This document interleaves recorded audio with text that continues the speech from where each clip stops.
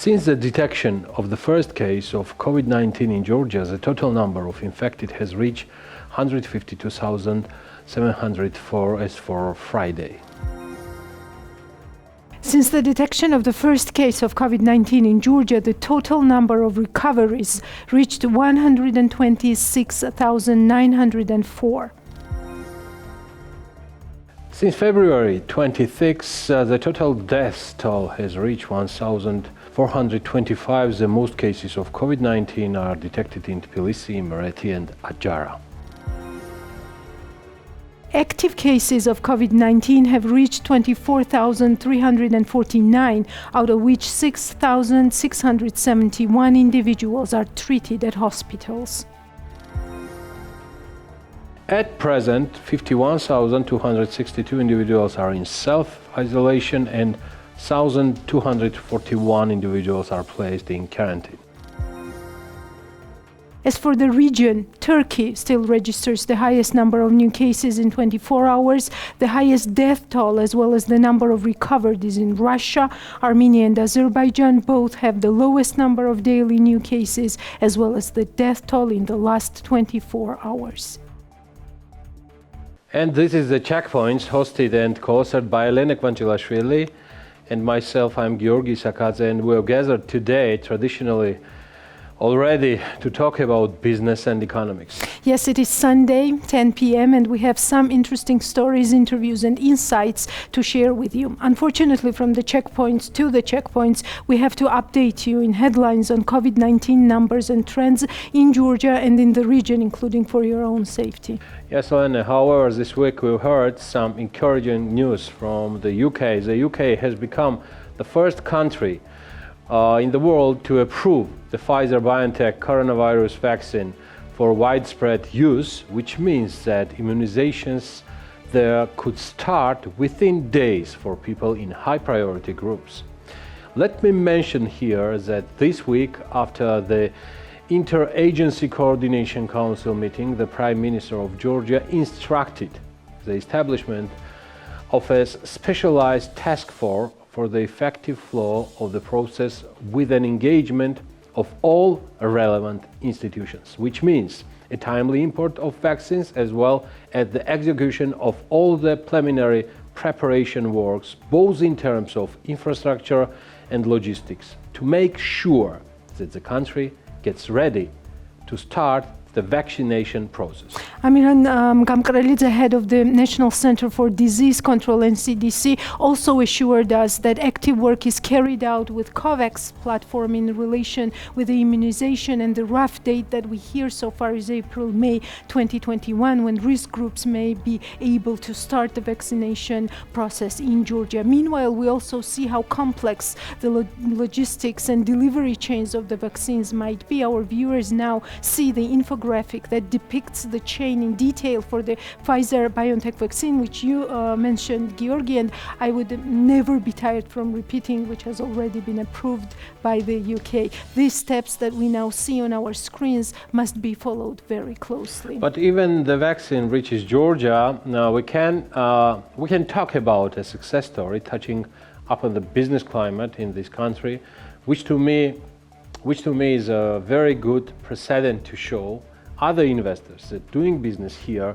is appealing. By the way, here's another infographic that our viewers can see on their screens now, which says that Georgia is pretty open for business. Yes, I know where you are leading, Georgi. That's Kamil Bloch, whose Ragusa and Torino specialties have been enjoyed by generations of Swiss chocolate connoisseurs.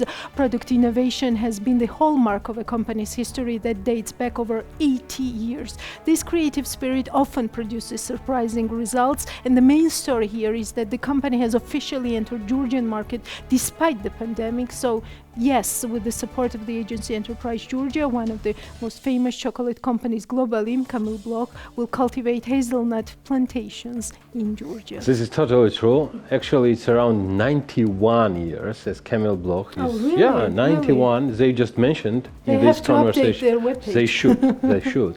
This is totally true.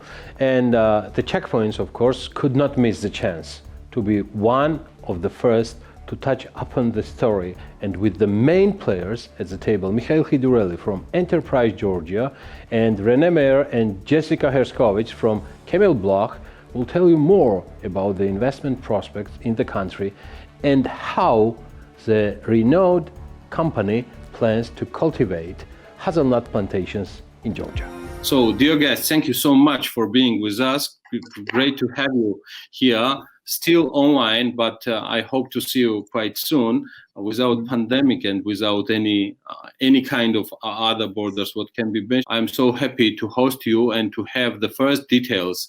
Sometimes I think that Mikhail Khidureli, as the head of Enterprise Georgia, is like co-narrator, co-host of this program together with me.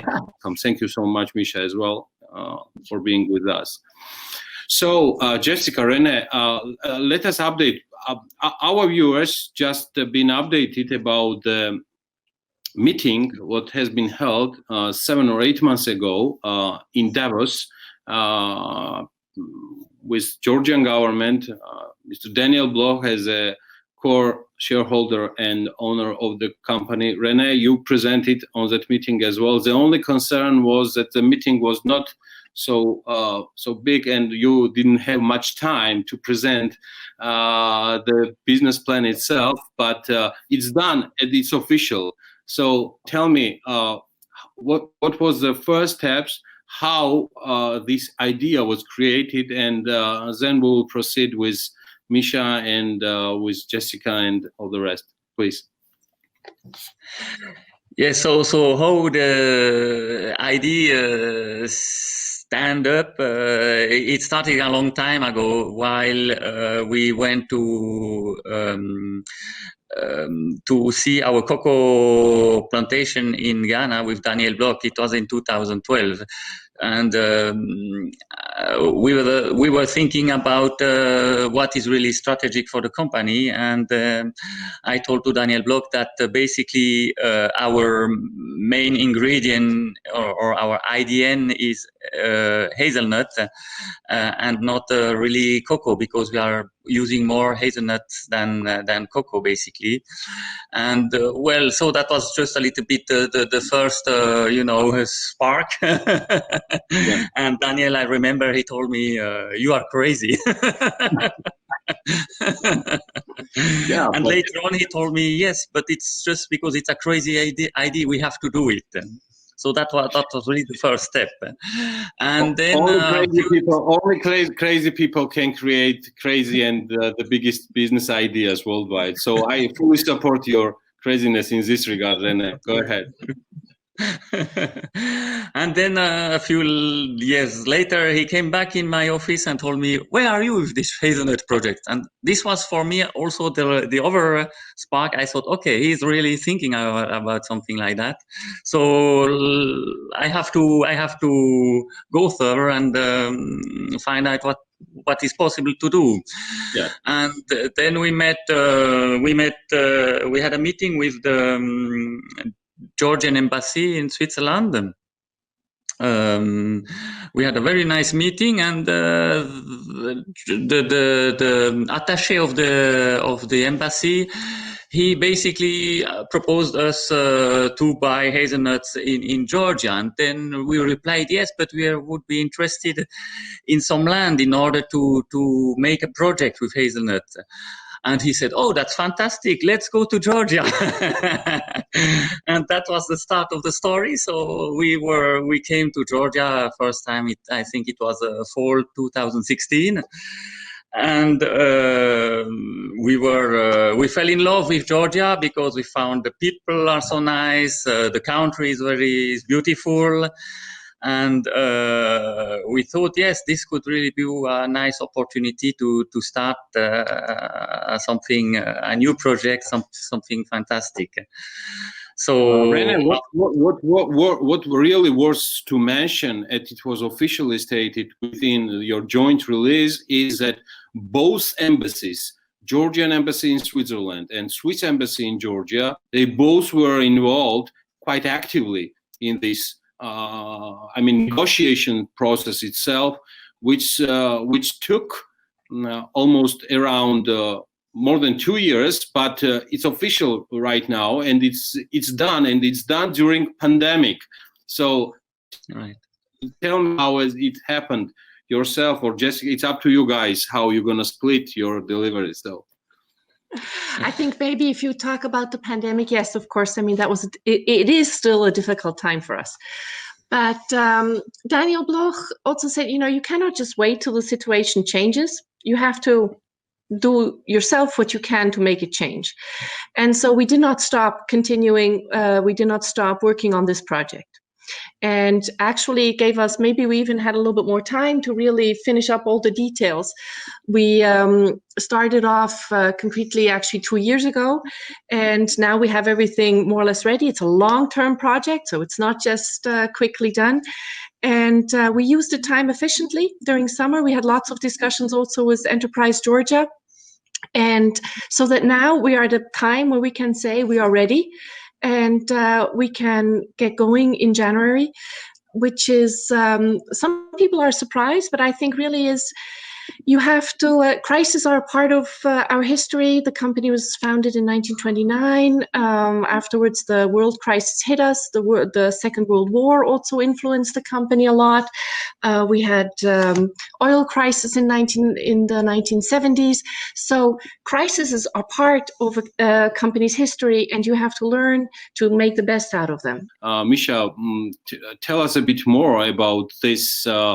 Well, it's more than 8 months, but it's been like since 8 months after the meeting with Daniel Bloch and the Prime Minister Gaharia. So quite difficult times worldwide, in Georgia, and still Camel Block in Georgia, and this investment, it's official. Go ahead, the floor is yours. Thank you, Georgi. And first of all, I want to thank Camel Block for entering Georgia. I think this is remarkable. You know how investments take, it has a lifespan, so it doesn't happen overnight. So yeah, as our friends mentioned, with the first meeting with an embassy, then I think, as I know from my team, the company met with Enterprise Georgia back in 2017, and I think 2019, the meeting with the Prime Minister was definitely kind of an accelerating point, because at that point, Georgi himself, the Prime Minister himself, knew about the project, and it accelerated things.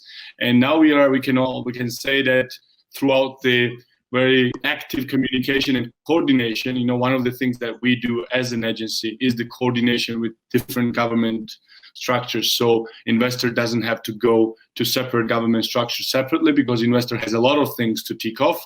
And now we're happy to see the company already making first steps, but I don't think that this will be our last cooperation between us and the company. There are things ahead, and we're absolutely ready. You know that we have our team split into two. One is working on investment attraction, another one is working for investment aftercare. I think aftercare is sometimes much more important than the investment attraction itself, because company has done their own homework.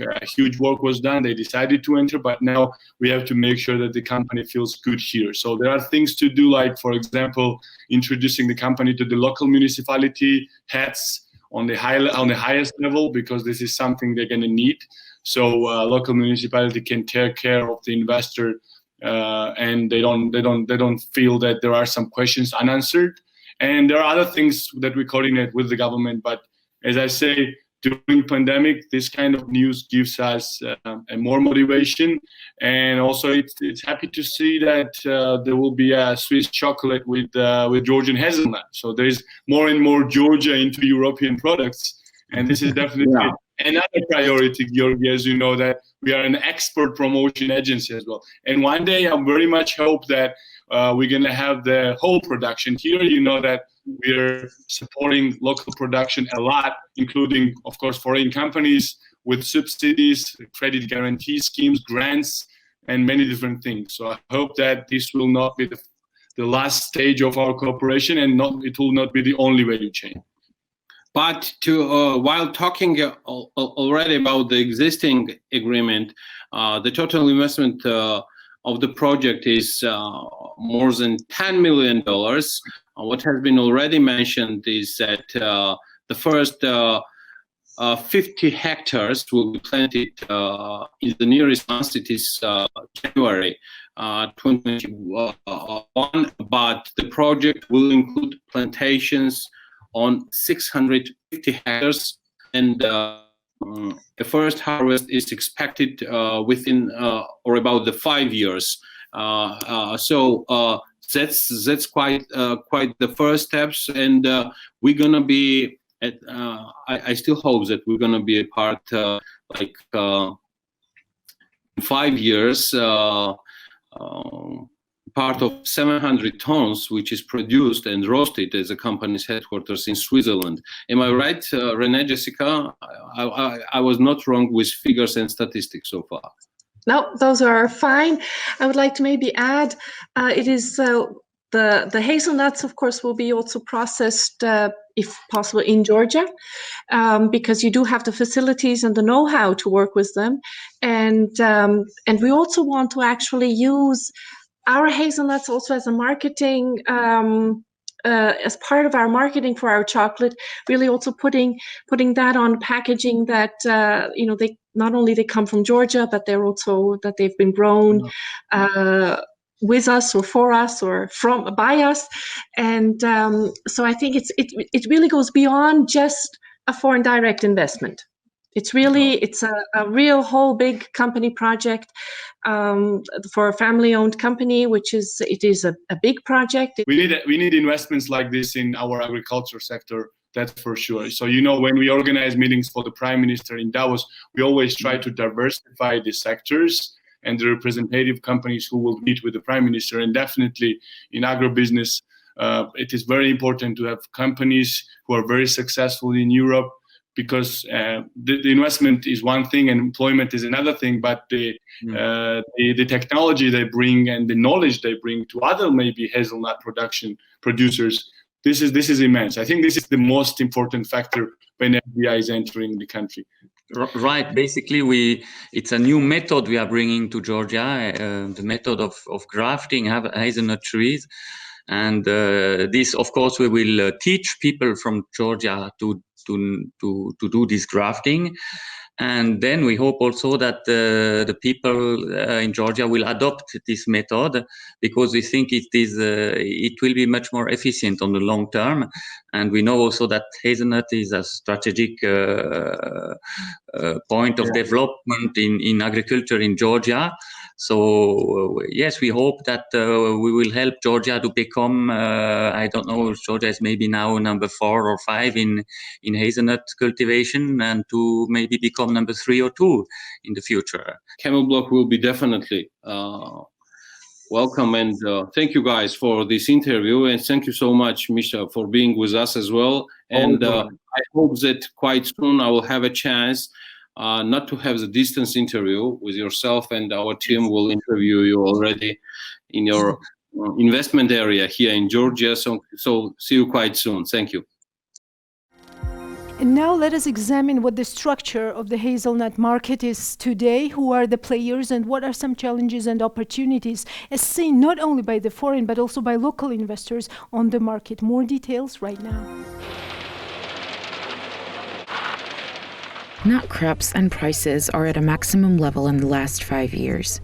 The sector solved the problem step by step and got the appropriate result. According to the latest data from the Ministry of Agriculture and Environmental Protection, around 10,848 tons of hazelnuts were exported with a total value of $57.2 million. During the mentioned period, the volume of hazelnut exports exceeds the volume of exports in the same period of 2019 by 38%. The value of total exports increased by $18.4 million. In the same period, the export prices of hazelnuts has increased by 7%. Georgian hazelnuts are mainly exported to EU markets. Georgian hazelnuts are also exported to countries such as Russia, Turkey, Armenia, and Belarus. Were the expectations met regarding the quality of the hazelnut this year? The chairman of the Hazelnut Producers Association says that the expectations have been met, and the farmers have already exported 50% of the products. We had a massive drop in demand for 3 years. However, Georgia has become competitive in price and quality. This demand will increase gradually over the years. Hopefully, we will return to the old rate we had before stink bug. We have good results this year. We were able to harvest up to 50,000 tons of nuts. Georgi Khanishvili, first Deputy Minister of Environmental Protection and Agriculture, has linked the positive dynamics in hazelnut exports to the increase in the volume of hazelnuts produced and the improvement of its quality. The Deputy Minister believes that the demand for Georgian hazelnuts in foreign markets will return. We think that the 2020 season statistics will amount to approximately 55,000 tons in nut production. If we consider the pricing policy, which ranges from 7-8 gal, and traditionally prices will be even higher in the spring, Georgian farmers should be able to earn about 400 million Georgian lari overall. Since 2016, hazelnut production and consequently exports have been declining due to the spread of sting bug and fungal diseases. In late 2018, it reached the minimum mark of 17,000 tons. Georgi Khanishvili notes that the high-quality hazelnut harvest obtained in 2020 results from large-scale measures taken by the relevant services and farmers based on the state's strategy. He adds that the coming years will have their own challenges to which the sector must respond rationally. As for the private sector, the hazelnut enterprise in Zugdidi called Geo Nuts counts the increased percentages in export markets this year. The company director notes that in 2020, the company was able to produce premium-grade hazelnuts and supply them to an international company like Ferrero. Premium class nuts allow us to deliver our product to mega companies and raise awareness about Georgian nuts. This gives us more opportunities. With last year, we increased our exports by 15%. We project that this number will increase in the coming months. Olami, the world-famous company from Singapore, supplies hazelnuts to various countries and has a turnover of $20 billion a year. Its Georgian representative says that 5 years ago, the company entered the Georgian market with big plans and hopes and even established a hazelnut processing plant. However, the stink bug entry has put the global brand in a passive position in the Georgian market. According to him, Olan monitors the Georgian market after resolving the stink bug crisis and plans to operate actively in the market soon. At this stage, Olam International in Georgia moved to a more observant position. Crises of previous years damaged the hazelnut crop and reduced production. Consequently, it was no longer worthwhile to produce. We have a much better situation this year. If the nut crop increases again, Olam will again be actively involved in buying and processing nuts. Companies around the world are interested in Georgia. Along with the improvement of export indicators, Georgian hazelnuts will capture more markets in the near future. Agriculture, more broadly, was one of the talking points with the ambassador of the Netherlands. As well, when our reporter, journalist Tamta Jijavadze conducted another interview for the ambassadorial rubric, let me say so, of the checkpoints, as we call it. Yeah. Yes, Georgi, and the most important point related also to doing business in Georgia, courts and their importance was also emphasized in the interview, which we can watch now. Agriculture, startups, and entrepreneurship. These are the main areas. We often hear that are funded by and supported also from the side of Netherlands. So what is your priority? What is your own, as an ambassador, priority in Georgia? Which sectors, I mean? Yes. Well, I would like to take that question as a larger question. We have really two big priorities, which are the umbrella for many other things. And one priority is supporting Georgia in its reform process, democratization, implementation of what's been agreed between Georgia and the EU in the association agreement. And this has many specific reforms. Judiciary, rule of law is one of them.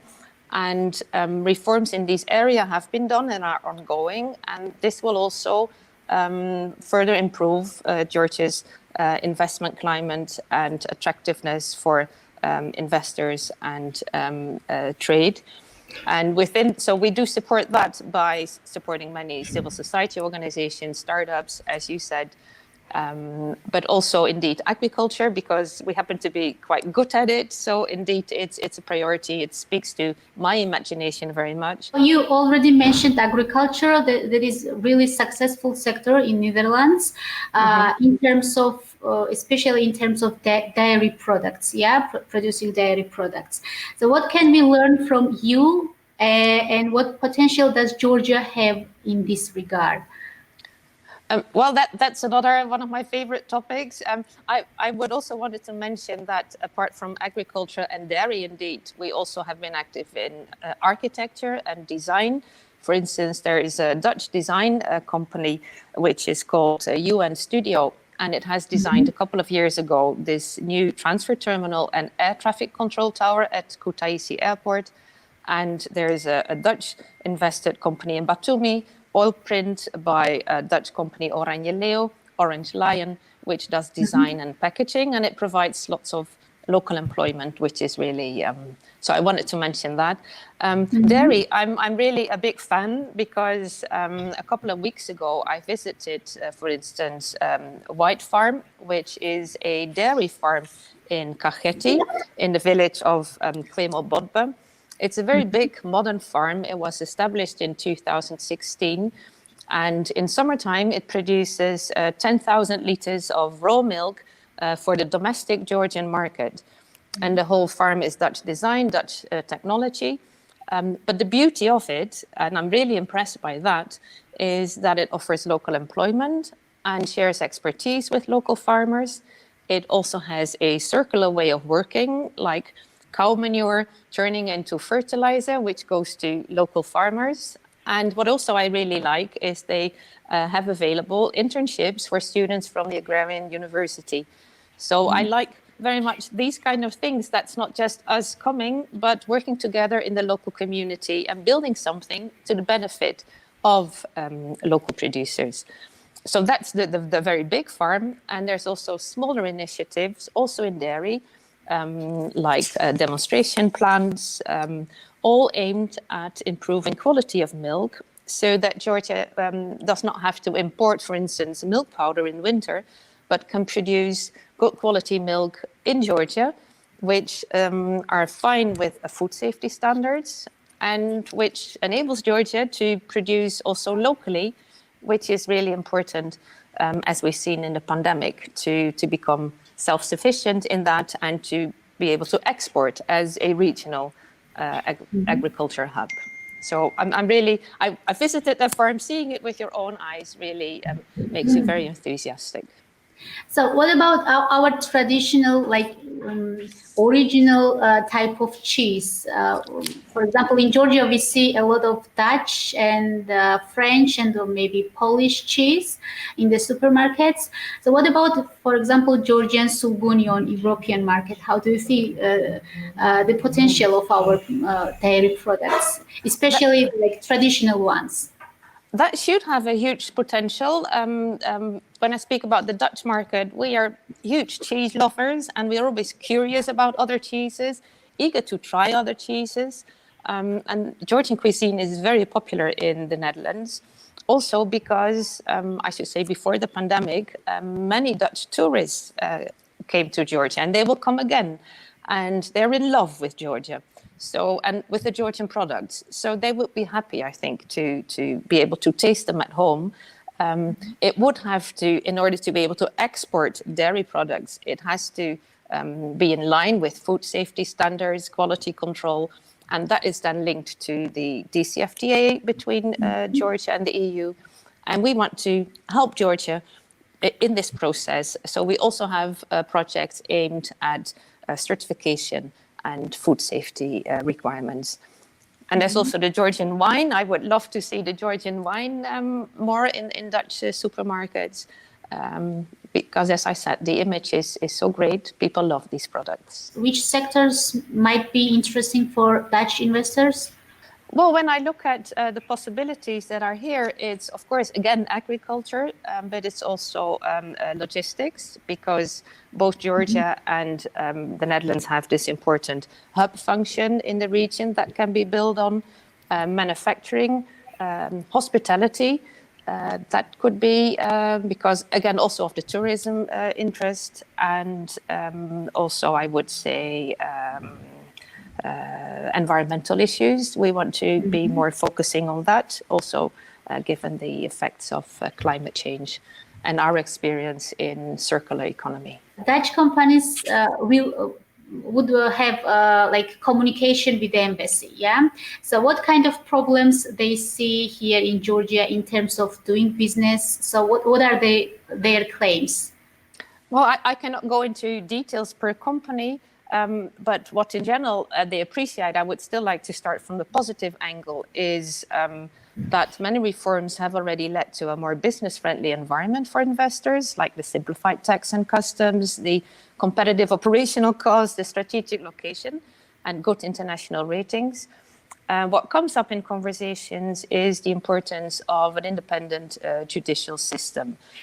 When investors come to any country, including Georgia, our own, they're looking for a safe environment for their investments. That if a dispute comes up on property, in a commercial case, that these disputes are being handled by an independent judicial system in a competent and fast and reliable way. So that I would maybe highlight in answer to this question. Independent judiciary is really crucial in many reforms, including in this one. And it's also, again, part of the association agreement between Georgia and the EU. And this is a particular angle in which we would also like to continue supporting Georgia and encourage substantial reforms for the benefit of the investment climate of the people in Georgia itself. It's really very important. UK, Netherlands, and now the US. I think we mentioned last week that the US Food and Drug Administration named Fox one of the best remedies for coronavirus. Yes, Georgi, we did, since this is such a good news also for Georgia as well. Definitely, and today we will tell our viewers and followers about Georgian company, backed by a team of young Georgians, one of whom is on Forbes Georgia's 30 under 30 list and who has an important input in working with Fox. Indeed, Georgi Ratikolidzashvili, CEO of Biochem Farm. And by the way, this young man, together with his team, won a EU-funded grant competition exactly because of the breakthrough technology they have invented for working with phage therapy. Let's watch Mariam Adamia's footage for more.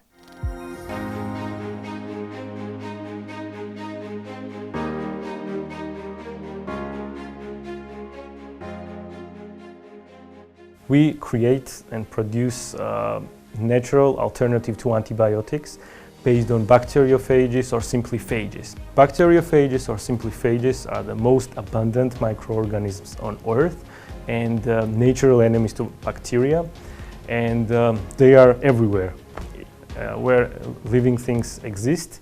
Even here in this room there are billions of phages, and single sea drop of a seawater can contain millions, and the human body contains billions of phages. And we utilize this technology to fight antibiotic-resistant infections and to treat and to prevent bacterial infections. Our company exports phage preparations to 8 countries, and we entered the 8th country in 2020. And more than 50% of revenues of the company comes from export markets. And it is very important and noteworthy that FDA, US Food and Drug Administration, approved use of phage therapy in COVID-19 patients to treat antibiotic-resistant infections. And this green light from FDA means is a very positive sign for the whole sector and the industry, and for our company as well. Main differences between phages and antibiotics are that antibiotics are not specific. They destroy the whole spectrum of microbiome, which means that they destroy not only bad guys and harmful bacteria, but also good ones as well. That damages human microbiome and microflora. And unlike phages, phages are kill specifically disease-causing pathogenic bacteria, and they are strictly specific, and they strictly destroy harmful bacteria which cause bacterial infections. So the company plans, and we are engaged in the process of scaling up our production, and our goals are to increase production capacity and to enter 8 more countries within 3 years, and to comply with European GMP standards, which will allow us to import our products to more than 100 countries. And we believe that from 7 to 10 years, our company will become one of the top players in biotechnology field, or more specifically in phage technology field. And we believe that we will play a significant role in terms of fighting antibiotic-resistant infections, not only in Georgia, but also around the world and around the globe.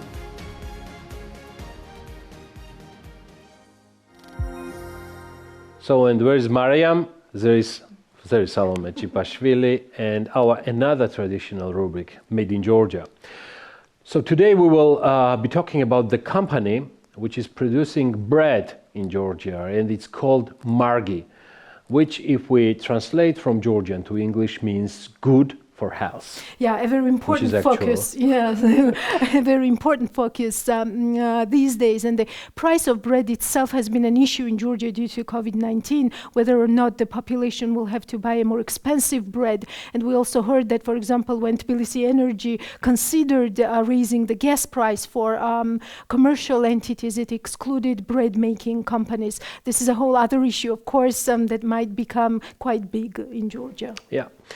I fully agree with you, Anene, but let's not go into it right now, and let's concentrate on Margi. Margi, that is quite exceptional in that it holds patents for different technologies of making bread, not only in Georgia, but also in the US. Annual turnover of the company reaches 1 million Georgian lari. Gela Sulaberidze story in the checkpoints.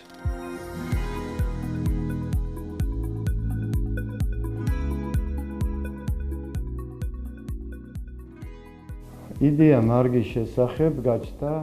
idea for Margi came about during my dissertation. I am a doctor, a gastroenterologist. Gastroenterology and nutrition are interrelated sciences. It is known that the development of certain diseases is caused by a deficiency of plant fibers. Therefore, it is necessary to fill this deficit to prevent and treat certain diseases.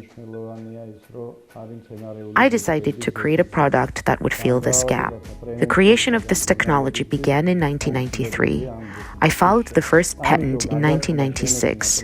Simultaneously, the production process started. I had a patent and I had a standard on this technology, and I wanted to produce it. Years ago, there was an enterprise, LTD Ecuador, which owned a base. Mr. Nodar Gurgenidze, the director of this enterprise, and I agreed to produce Margi together. Today's products that are introduced and refined on the market started with this investment only. I did not have any other specific investments. Approximately in a year, the turnover of our company amounted to 1 million lari. There are several types of bread, including those of lavashi and brick-shaped bread. The main product is bread. The product is healthy and necessary. Our customers include patients at risks who have diseases of the gastrointestinal tract, cardiovascular system, diabetes, and cancer. The price of bread Margi varies from 1 lari and 30 tetri to 1 lari and 65 tetri. The price of Georgian muesli Margi is about 3 lari. I have filed 5 Georgian patents as well as patents in the United States. It has been a month since we delivered the wheat husk processing technology. The technology has been filed with the National Intellectual Property Center of Georgia, and it has already been sent for publication to the World Intellectual Property Organization. The product has been manufactured and handed over to the experts. Georgi, do you think that these relatively small companies and individuals with innovative approaches to doing business, which to me, to tell you the truth, is essential in this era of digital transformation, which in its turn might be accelerated due to COVID-19, do you think these companies have the chance to end up in Forbes Georgia original ratings that we compile for our readers? There is no question, definitely. To me, the question to me is more how long? How long will it take for these companies to end up this?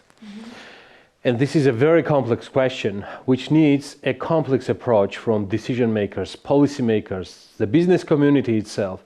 There are many components to this. But let me ask you then in turn, what is your take? What is your take on the same question? Okay, my answer will be more transparency, more chance to see through the complexity that you just mentioned, but more transparency not only from the private sector but public as well. And I was so very glad to hear from the World Bank that its annual reward, BARTA, which stands for the Best Annual Report and Transparency Award, now has extended its base of competition, and this year includes also state companies to qualify for the award, which means that it incentivizes transparency in state companies as well. Good answer. What can I say from the executive editor of Forbes Georgia? But yes, that's good that companies not listed on Georgian Stock Exchange are also eligible for the award, and they have the right to be self-nominated. We wish all the best to the companies that choose transparency, of course, and let me just reiterate as the editor-in-chief of Forbes Georgia that we will continue our signature ratings in the future as well. Yes, we can now listen to Dan Boyce, Governance Practice Manager at the World Bank, about the main goal of BARTA 2020, which is online due to COVID, of course. What does this annual award aim to encourage in Georgia? What is its main goal? Well, thank you, Elena. I'm pleased to be here. BARTA Award, which we call the Transparency Oscars, promotes the companies that are successfully preparing their annual reports, that are considered the most effective and most attractive reports, and also encourages other entities to make a similar effort. So we hope that over time the award will contribute to business transparency, which then leads to more impact in areas like capital market development and then an improved investment environment. Yes, so let me read out one quote from the press release on the award, that Georgia is an especially business-friendly country, according to the World Bank's latest Ease of Doing Business Index, in which it scores 7th place. But the country faces challenges regarding the quality of corporate reporting and level of transparency of Georgian companies. Please elaborate a little bit on this. We do start at a good point, which is that Georgia is ranked 7th in the latest World Bank Global Doing Business ratings, which is quite an accomplishment. This is across the whole world, where countries are ranked, more than 100 countries. And in recent years, Georgia has been a very strong performer in areas like tax, customs, anti-corruption, business environment. And the corporate financial reporting, Georgia has made sweeping reforms in the past 5 years. And so in terms of legislation and the legal framework, all the necessary elements are really in place. What's hindering the progress in financial reporting is more the practical implementation of these requirements. And that will always take time. I think that going that extra mile, disclosing the full annual report that tells a company's story, performance, progress, challenges, evaluating risk, something that more talks to the investors. What do the investors want to know? All of this requires proper expertise and the willingness of each individual business to make that effort. But once it's achieved, the transparent financial and management information makes it easier for the business to become a reliable partner for other businesses, for banks, for state institutions, investors.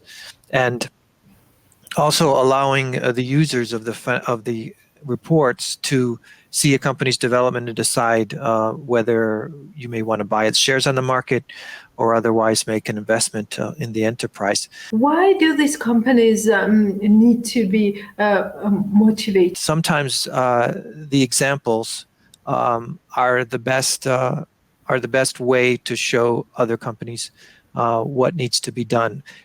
Going through legislation, policies, dictates from government agencies may not be enough and may be more complicated than just seeing some good examples and seeing awards given to the companies that are the most advanced and have gone the farthest.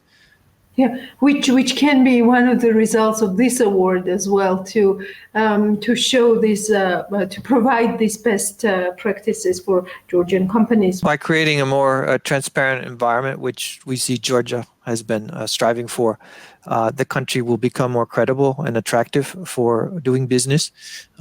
This is especially true for investors coming from outside Georgia, and we know that the accounting and reporting reform in Georgia has already made the business environment more transparent and reliable. This information platform, the Reportal.ge, developed by Saras, has improved the transparency in the corporate sector.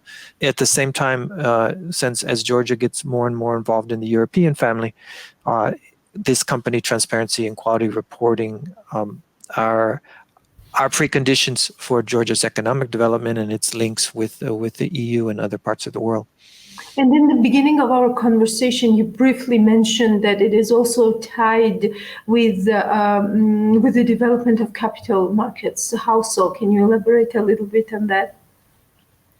Yes. Well, certainly the companies that are already listed on the exchanges have certain reporting requirements, and of course, the more that they can have good reporting and broader reporting that covers some of the different areas beyond financial reporting makes it easier for individuals or other entities to come into the stock market, and of course, by investing more in those companies, then the capital market becomes more attractive to other companies if they see the funds flowing into the markets. And also, as companies consider to be listed in the capital markets, they will also have to meet these reporting requirements. So it helps not only the companies that are already in the market, but the ones that are considering it and that may be encouraged to by the investment that they see to come into the stock market. Mm-hmm.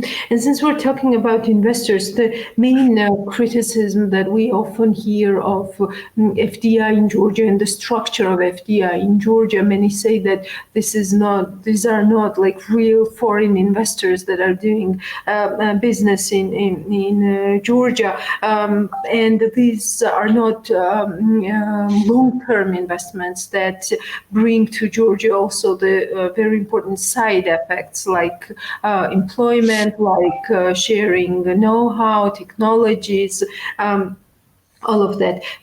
Do you think this improved transparency and accountability and this transparent environment, business environment, could draw more investors that would like to do actually the long-term investing in Georgia? Well, the quality of FDI, the foreign direct investment, is fairly complex to have direct investment where companies or investors invest for the long term. It of course goes beyond the transparency question. There's a lot of policy aspects, and is the government encouraging or discouraging the foreign direct investment? Sometimes even beyond the policy of a country, because when you have economic crises and so on, there's maybe withdrawal of funds.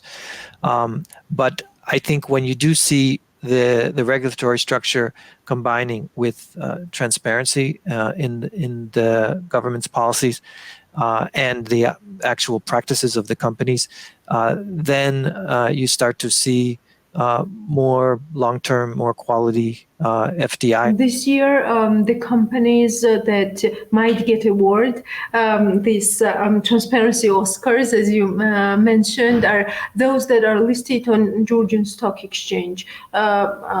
Why? The first, what is the logic behind this decision, and also what will the future bring, so to say? Do you think to expand? It's correct that first of all, we opened the process to the companies listed on the stock exchange. They are required already to provide certain reports, and they would have submitted their financial and management reports in accordance with the local legislation and based on the good international practice. For this year, we did expand it somewhat in that the BARTA 2020 has allowed other entities that are considered the public interest entities, which tend to be larger, more companies that are more impactful on the economy. It could even be state-owned enterprises.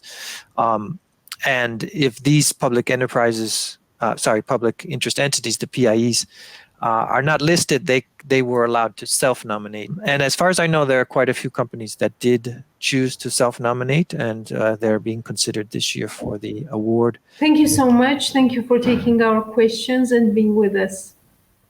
Well, thank you. I'm very pleased to have joined you here, and I'd like to also invite everyone who's watching to the BARTA award ceremony. It takes place on December 16th and at 5 p.m. Local time, and it will be online, of course, given the situation this year, but through barta.ge you can find the links, and that's when the awards will be announced. Thank you. And before we close our program for today, let's see what might come into our focus next week. Here's just my take. On Friday, we heard that European Bank for Reconstruction and Development has reduced its equity stake in TBC Bank, Georgia's largest bank, by selling 1,650,000 shares in an accelerated book build placed on the London Stock Exchange. The shares sold by the EBRD on 4th of December represent 3% of TBC Bank's total shares. The EBRD retains a 5% stake in Georgia's largest lender. IFI said it is confident in the bank's strong performance and bright prospects, remaining fully supportive of its strategic development and its plans for domestic and cross-border expansion, and called the TBC a success story. We continue to be actively involved in the bank's future development. This was a message from Francis Malish, EBRD Managing Director, Financial Institutions. Well, Georgi, here's my take then. The Georgian government continues to sue the former highway contractors Altcom and Todini. According to a statement published on the website of the State Procurement Agency, the government plans to hire foreign lawyers from the company White & Case in these disputes for 4.1 million Georgian lari, and the services under the contract must be received within the next year. Altcom and Todini were highway contractors who received funding of millions of lari from the budget, but did not carry out the relevant construction work. Both contractors were working on the 52-kilometer Samtredi-Grigoletti section. According to the ministry, the contractors caused the state's financial loss of more than 100 million Georgian lari. By a decree of 13th March of 2020, the government delayed completion of that section of the highway until 31st December 2024. One of the main reasons for the delay was the embezzlement of millions of lari by the contractors. Well, this is all for today, and don't forget to follow us on BMG and Forbes. We definitely need your feedback. So see you next Sunday, 10 p.m. sharp, with more on business and economy.